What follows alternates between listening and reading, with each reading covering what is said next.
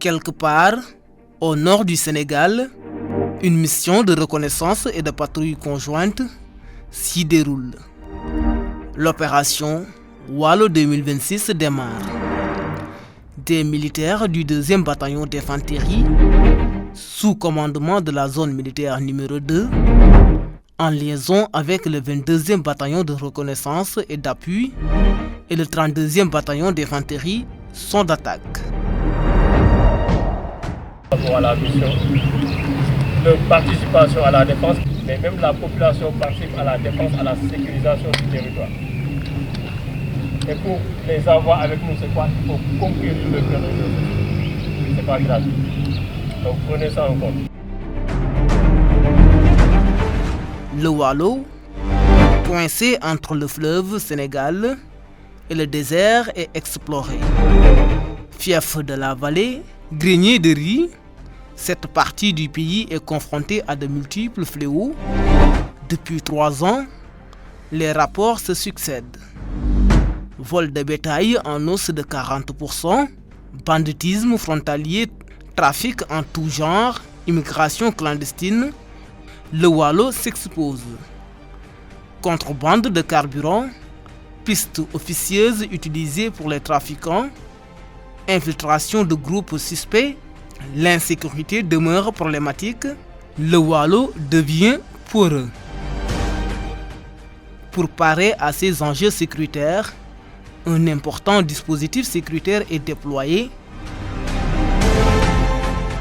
S'ajoutent les forces de défense et de sécurité et des dizaines de véhicules et les chocs et intrépides.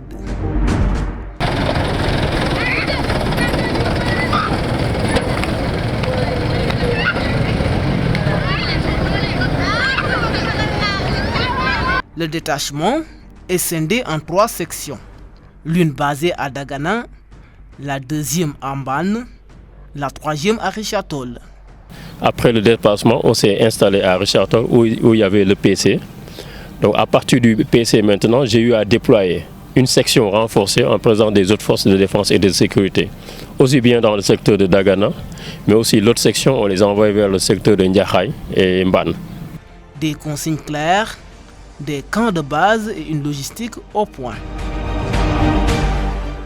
Objectif: reconnaître le quadrilatère Richard-Toll Nyanga, Wendu Ndiakhaye. Sécuriser les populations, protéger leurs biens, recueillir des informations auprès des populations locales et restaurer la quiétude dans les localités. Tels sont les objectifs spécifiques. Dans un premier temps, de sécuriser la zone, ce quadrilatère, en menant des patrouilles de reconnaissance, des patrouilles terrain, mais aussi de mener des actions de jour comme de nuit, à savoir des embuscades, des infiltrations, pour au moins lutter contre tout trafiquant, mais aussi sécuriser les populations et leurs biens dans la zone d'action. L'opération est 100% conjointe. Armée, gendarmerie, police, douane, eaux et forêts constituent la constellation d'éléments. Un seul PC tactique est sur planning. Entre transmission, radio et le commandement, le renseignement, la cartographie, la coordination et la dissuasion sont de mise. Premier acte posé, la prise de contact avec les autorités locales, les chefs de village et les populations. Il est 0h, la nuit est noire. Pas de lune, des hommes en tenue de combat scrutent l'horizon, veillent et rassurent. Armés et équipés, ils sont là depuis des heures. Invisibles, bien camouflés, le courage est au rendez-vous. C'est le premier visage de Waalo 2026. La discrétion est à son comble. En somme, des manœuvres pour faire sentir la présence de l'État dans cette zone parfois hantée par des brigands. Un détachement arrive à pied. Dans le jargon militaire, un officier nous renseigne que c'est la nomadisation. Des kilomètres de marche au pas de charge depuis Richard-Toll. Pas de véhicule pour ne pas effrayer. La discipline et le dévouement fascinent. Pendant que les militaires sécurisent le périmètre, l'autre bataille commence. Le contrôle des forêts classées.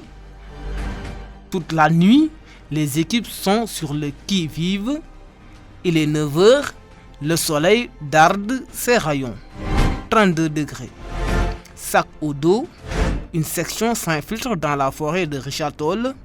Objectif, traquer, guetter des faussaires, passer des jalons, observer les pistes de contrebande, zéro bruit. Particularité, c'est une mission de reconnaissance et de démantèlement surtout avec les armes. C'est une mission qui a été bien effectuée. Bon, pour le moment, rien à signaler et c'est fait dans les règles de l'art. Bilan des 24 patrouilles effectuées, plus d'une vingtaine de localités visitées, une centaine de véhicules et de motos contrôlés, plus de 100 personnes contrôlées. L'objectif, matérialiser le concept Armée-Nation tout en appliquant la doctrine du commandant de la zone militaire numéro 2, la défense de l'avant par anticipation. Donc nous sommes aussi dans une dynamique de conquête des corps et des esprits, parce qu'actuellement il faut savoir que les centres de gravité dans nos conflits sont devenus la population. Donc avoir la population avec soi permet non seulement de remplir la mission, mais aussi nous facilite le rayonnement au sein de notre zone de responsabilité. Donc vraiment, nous tenons à remercier toutes les forces de défense et de sécurité qui ont eu à participer à l'opération. Cette opération aussi a permis de vérifier l'interopérabilité entre nos unités, de voir aussi l'esprit de coopération et la cohésion entre nos hommes. Les convois rentrent, la poussière du Waalo retombe sur les pistes, l'opération est finie et les résultats attendus sont atteints. Nous avons aussi eu à faire aussi des patrouilles de jour comme de nuit. Mais aussi, comme je le disais encore, donc nous avons eu à visiter plus d'une vingtaine de localités dans notre zone de responsabilité.